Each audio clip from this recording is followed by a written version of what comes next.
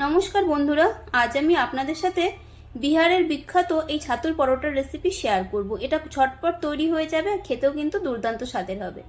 দেখে নেওয়া যাক রেসিপি। বাটিতে নিয়েছি আটা, দিয়ে দেবো পরিমাণ মতো নুন আর কিছুটা আজওয়ান হাতে রাব করে দিয়ে দেব। এবার অল্প অল্প করে জল দিয়ে যেরকম আমরা আটার ডো মাখি সেরকম ভাবে করে মেখে নেব।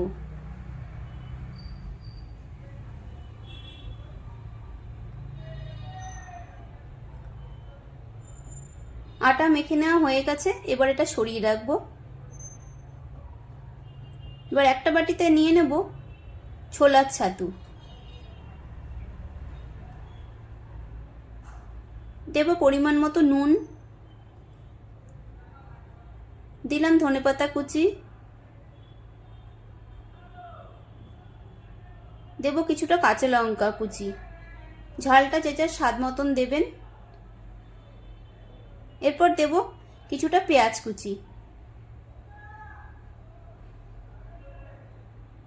এরপর এগুলো ভালো করে একটু এমনি মিশিয়ে নিলাম। এরপর অল্প অল্প করে জল দিয়ে মেখে নেব।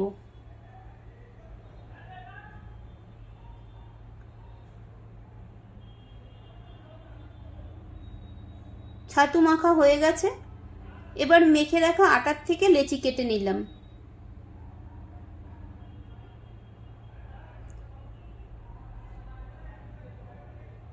এবার হাতে নিয়ে একটু গোল করে নিলাম প্রথমে। তারপর ছাতু যে মেখে রেখেছিলাম তার থেকে কিছুটা নিয়ে এই যে এখানে বাটি করে নিলাম, একটু আটা মাখিয়ে নিয়েছি যাতে হাতে না লেগে যায়। এবার এর মধ্যে এই ছাতুর পুরটা দিয়ে দিলাম।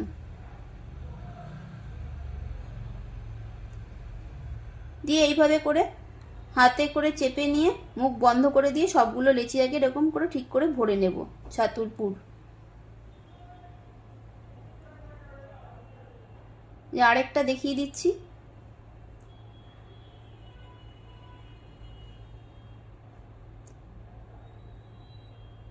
বেলার সময় কিন্তু একটুও বেরিয়ে যাবে না, এইভাবে করে সবগুলো পুর যদি ভরে নেওয়া যায়। এবার কিছুটা আটা ছড়িয়ে বেলে নেব।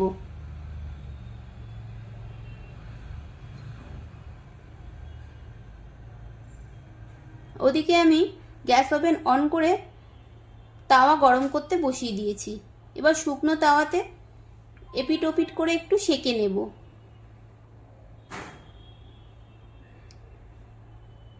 সেঁকে নেওয়া হয়ে গেছে, এবার দিয়ে দেব অল্প একটু করে সাদা তেল। এবার এপিট ওপিট করে আবারও ভেজে নেব। তৈরি হয়ে গেল পরোটা। এভাবে করে সবগুলো পরোটা আগে আমি তৈরি করে নেব, তারপর আবার দেখাবো।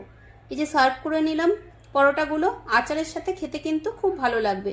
এভাবে আপনারা বাড়িতে অবশ্যই বানিয়ে নেবেন, আশা করছি আপনাদের ভালো লাগবে।